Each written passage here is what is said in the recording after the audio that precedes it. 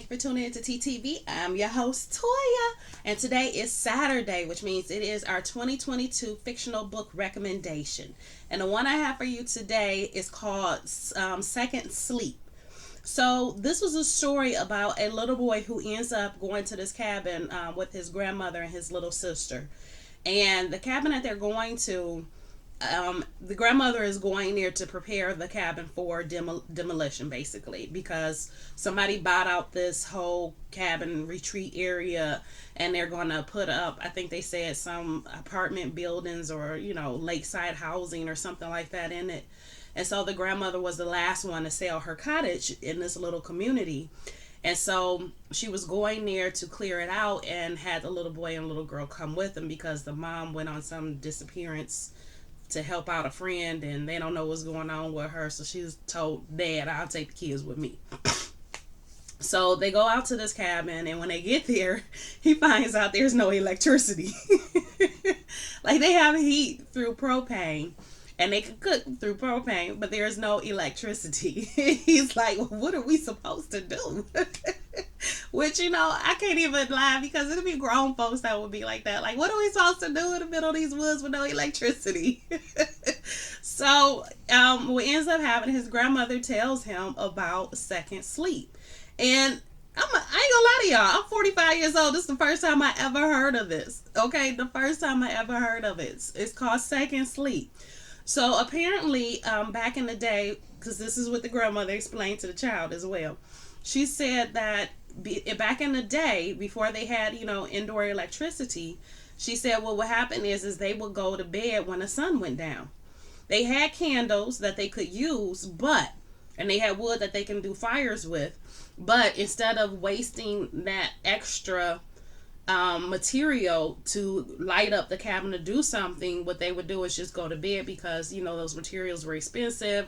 They didn't have a lot of money, and so they would just go to bed. And then sometimes they would wake up in the middle of the night, do a few things, and then go back to bed. I thought that was just me waking up in the middle of the night, couldn't sleep. I didn't realize there was a name for it. Like, it's called second sleep. It was just me going back to bed because I really didn't want to get up to begin with. So the boy, while he's there in the cabin, when he goes to lay down for his second sleep, he realized he ends up in the park area with other kids. So you have all these other kids there, and he notices, wait, there ain't no grown-ups up here. And I didn't tell my grandma where I was going. And the little girl that he met was telling him everything is okay.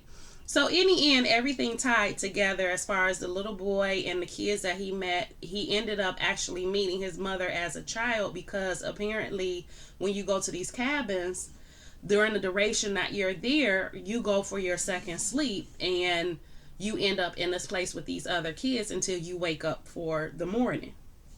And it was like a little wrinkled in time, I guess you can say, or a time warp, where all these kids would come together until they outgrew it. And I think it was like your later teenage years or something like that, where they outgrew it and, didn't come back to this place. But until then, from the time that they started till whenever they stopped coming, they would end up in this little place. And he met these other children. One ended up being, because they were all from different time frames. Him and his sisters were from the present, but the other kids were all from the past. But it was their present as a child. I know it's weird, but time is like that for real. Time is weird like that in real life. Like, everything is going on at the exact same moment. Like, nothing is past or present or future. It's all just one moment. And a lot of physicists will talk about that as well, and mention that time is not linear. It's all happening at the same time. It's easier for us to break it down in our own heads to separate it for past, present, and future, but really it's all taking place at the same time. And I know that's a whole nother trip. That's a whole nother trip we're not getting into, but that's kind of what was going on here. So his mother was a 12-year-old child when he was there. He met another little girl who was a 12-year-old child there at that time.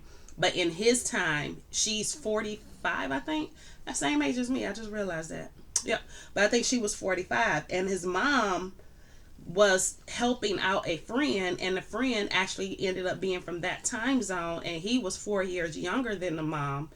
And the mom, they stayed in touch together because of the fact of the nature of their relationship in this time frame. Like, they were such good friends that they maintained that friendship in the actual real world in time.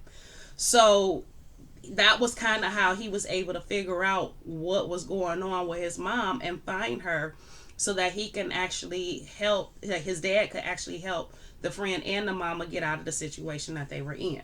So it was a really good story. It was very fascinating. I love the new twist on it, because it's not something that I've read before, where you end up in this little time warp.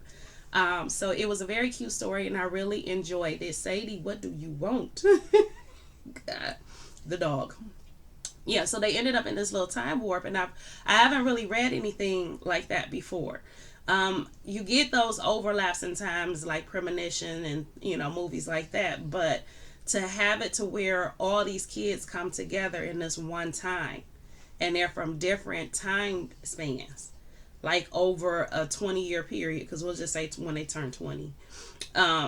This 20-year period is when it ends, and they no longer start coming. So you have kids of all different ages from all different backgrounds and time zones coming together at this one moment. And the way it ties into the channel as far as what, becoming your true self and being better you, is that he noticed it right away, that when he was there, he felt more confident. When he was there, he felt bold. Like, he felt like he could do anything.